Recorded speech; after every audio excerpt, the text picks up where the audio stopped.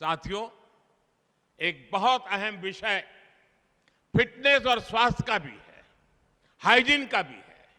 ये सब विषय आपस से जुड़े हुए हैं। बहुत बार मैं देखता हूं कि बच्चों का जीवन इतना शिथिल हो गया है कि पूरा पूरा दिन निकल जाता है, कोई शारीरिक एक्टिविटी नहीं होती है, या तो डिजिटली मोबाइल पे बैठा है या टीवी के सामने बैठा है। मैं कभी कभी स्कूलों में जाता था तो बच्चों को पूछता था, अच्छा भाई कितने बच्चे हैं जिनको दिन में 4 बार पसीना होता है, बताइए। बहुत बच्चों को तो मालूम ही नहीं पसीना क्या होता है। बच्चों को पसीना नहीं आता क्योंकि उनको खेलने का कोई रूटीन ही नहीं है। ऐसे में उनका सर्वांगीण विकास कैसे होगा? आप सभी जानते हैं सरकार बच्चों के पोषण पर कितना फोकस कर रही है। सरकार मिड डे मील की व्यवस्था करती है। अगर भावना ये होगी कि किसी तरह खाना पूरी कर देनी है, कागजों में से सब ठीक रहना है, तो पोषण को लेकर चुनौतियां आती रहेगी। मैं उसको दूसरे तरीके से देखता हूं दोस्तों। बजट तो सरकार देती है, लेकिन हम वो देश के लोग हैं जहां पर कोई भी अगर छोटा सा भी अन्न क्षेत्र चलाता है और वहां कोई भी व्यक्ति आता है तो उसको खाना मिल जाता है, समाज उसके प्रति बड़े गर्व से देखता है, बड़ी श्रद्धा से देखता है। आज हम लंगर की बात करें, आज लंगर के प्रति बड़ी श्रद्धा से देखा जाता है। आज हम देखें कोई भंडारा होता है, लोगों को खिलाते हैं, बड़ी श्रद्धा। क्या हमें नहीं लगता है कि हमारी स्कूल में तो रोज भंडारा चल रहा है?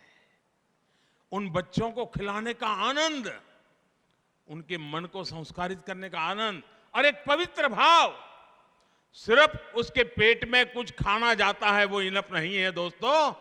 हमें अनुभूति होनी चाहिए कि देखिए ये पूरा समाज, तुम भूखे न रहो, इसके लिए कितना कुछ कर रहा है उन बच्चों के जीवन के साथ। और मैं तो मानता हूं डेली गांव के 2 वरिष्ठ लोगों को बुलाना चाहिए कि आज दोपहर को मिड डे मील में आइए, हमारे बच्चों को परोसिए और आप भी साथ में खाना खाइए।